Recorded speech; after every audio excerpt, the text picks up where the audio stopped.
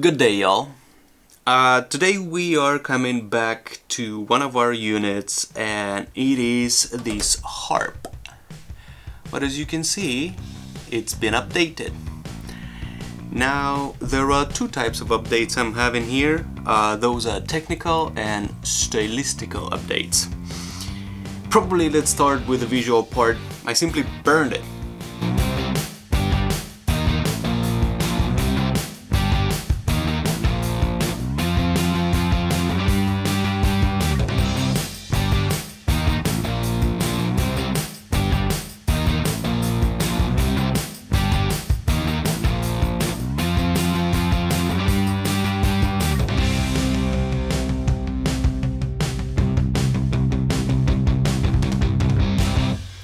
And it looks nice. I love the color, I love the texture, for sure. The corners on the back now are black, painted, roughed. I kinda like to have a bit of this industrial style in terms of a painting and decorating the cube and the components. So here it is. Now let's go slightly more to the technical part.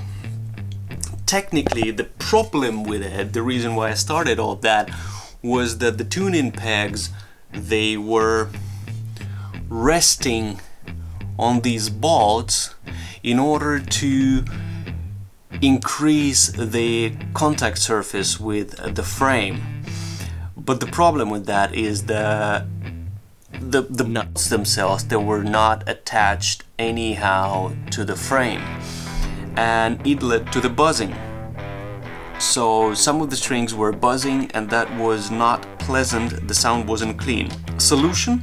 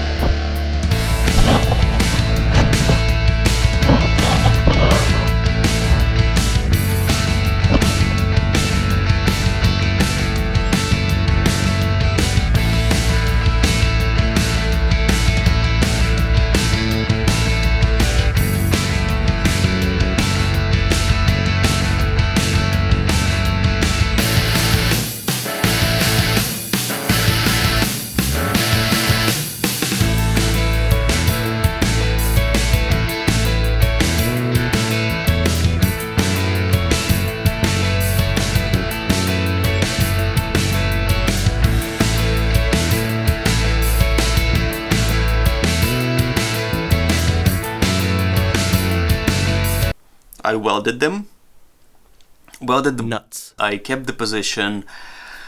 It was a bit challenging, to be honest, because it's not as easy as just welding two flat sides as I've done with the cube, and I'm not that big of an expert in terms of welding, so yeah, it's not as accurate as it could have been, but it's handmade, so yeah, it is what it is.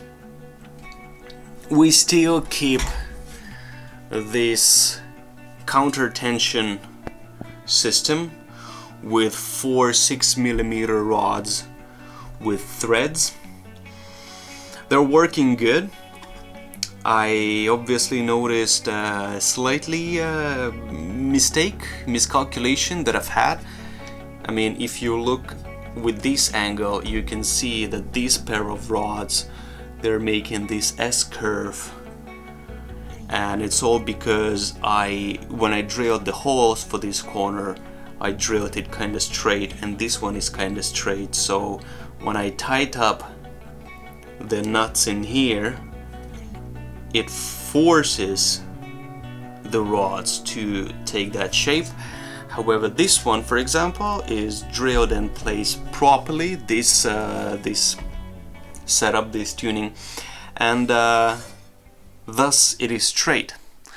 Aesthetically not that good, but functionally we are not hurt by any means. Now the corners are placed on 4 and 3 bolts, which might actually improve the way they work, the rods that meant to balance the tension. Because if we look like that, the plate itself, it's tiny, it's 2 mm thick, but it's still fairly straight. This one is not as straight, and this one is the curved one. There you go. Not as good one, but then again, for the first time, I'm more than happy. We still got the basic bridge system here, with the strings going through the panel and over the bridge, which is not mounted anyhow to the system. Once again, is just sheer pressure from the strings. Another update is that I have new set of strings, and those are flat strings. I think that, to be precise, I have low tension flats by Labella electric bass long scale strings. Those are the specs. Pow. Nice. Let's give it a bit of a test. I don't think that I have anything else but those specifications in here. So we have the design, we have the practical changes, and here it is. As always, we're gonna use a contact mic and usual mic up here. I don't have that much of a processing on a contact mic. I think it was just a limiter, and that would allow you to hear the harp the way it is, which is the main point, I think, for this particular setup.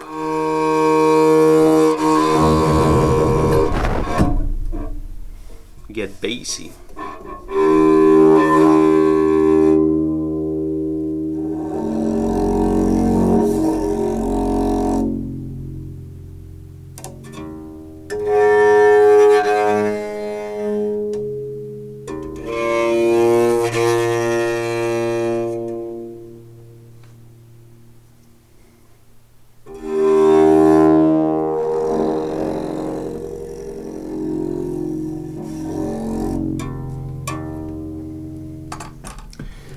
Yep, and as always, this part in here on a right side at the moment, it is made for more of a plucking technique.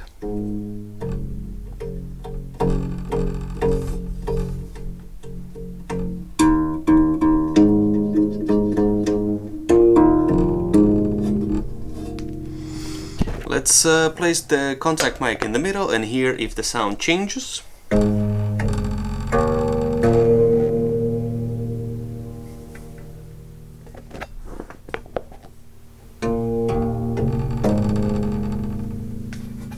I think it's just a table shaking, right? It's just a table, right? Yeah, the low string just make it trigger. I mean, if you would have it in hand, you would feel the vibration of the whole frame. This is just crazy. It's very, very, very noisy. Obviously. Yeah, once I put it.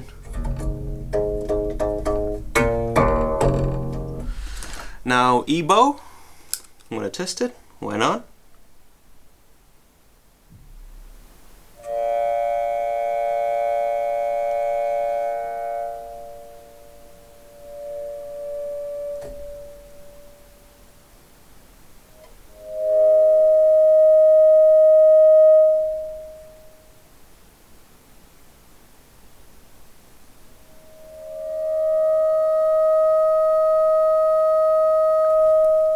That take a while for the strings to trigger and start get resonated because they're pretty heavy.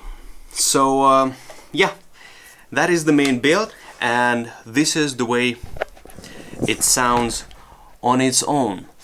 Now the question is, how would it sound on a cube? I hope that is the question, at least that is my question. The cube goes here. I have these two bolts from some previous testings, and I'm actually intending to use them. I think I want to take that off, and I will rotate it that way.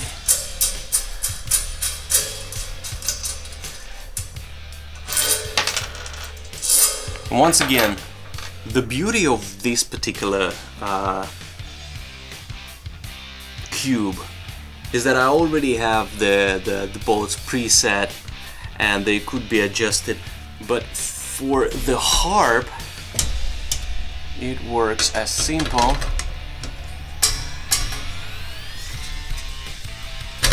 as that. Now I would need two nuts in.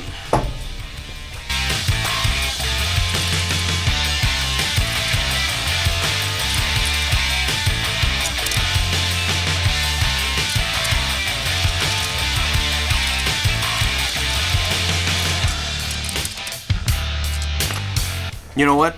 Let's see how would just two bolts and the cube would do the job. Ooh, that was actually a nice framing.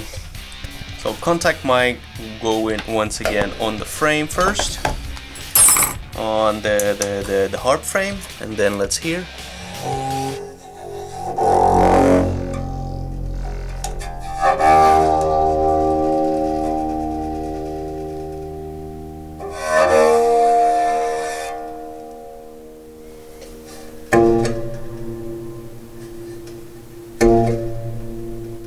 That's the reverb.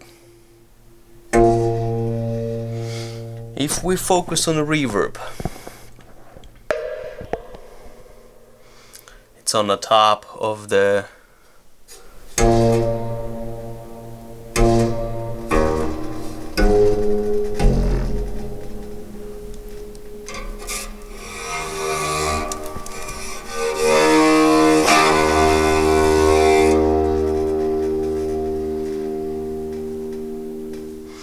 one more thing that I wanted to test.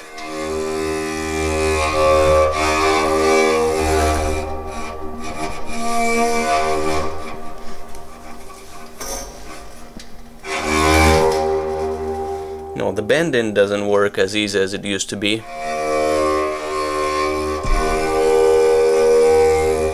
You can a little bit change the tune, but not too much.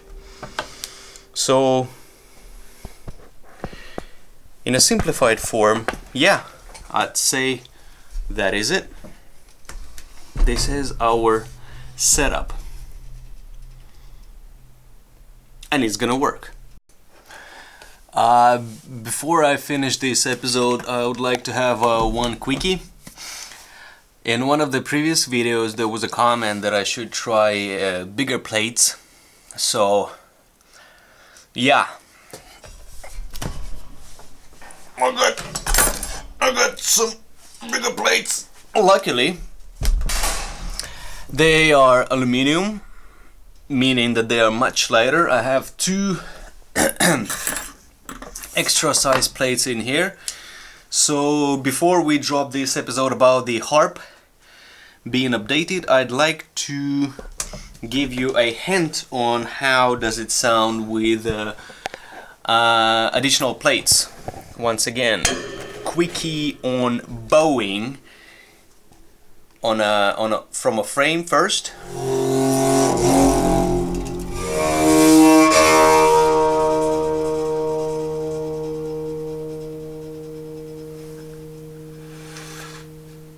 that was my cable, I'm sorry. Now the reverb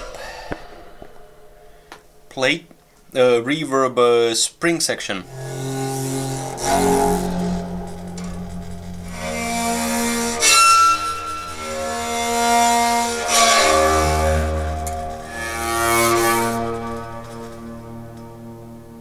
Something is making a noise and it's annoying. Now from the chassis,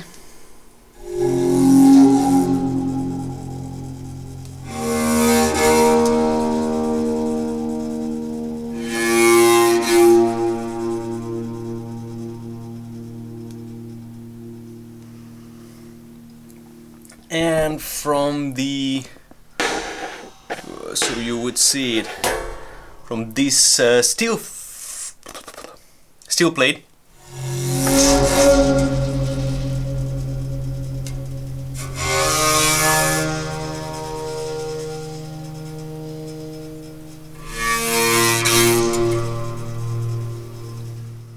You know what, I'm quickly gonna add some gain. It's not enough, this is not how it's supposed to be. Multiband saturator have a tendency to do so.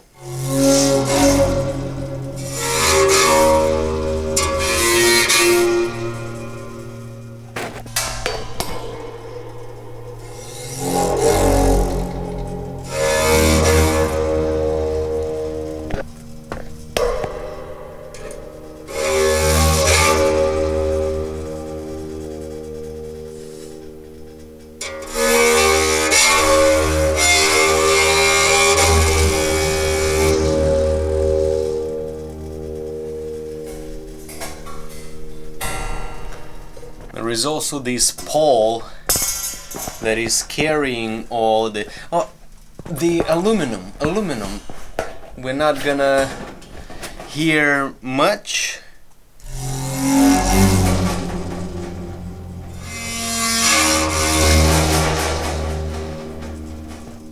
Yeah, they're touching.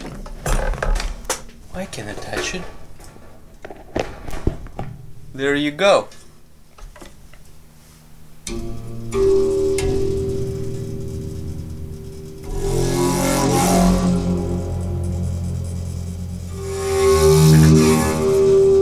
Now the contact mic is attached to this one, this place, but on very top.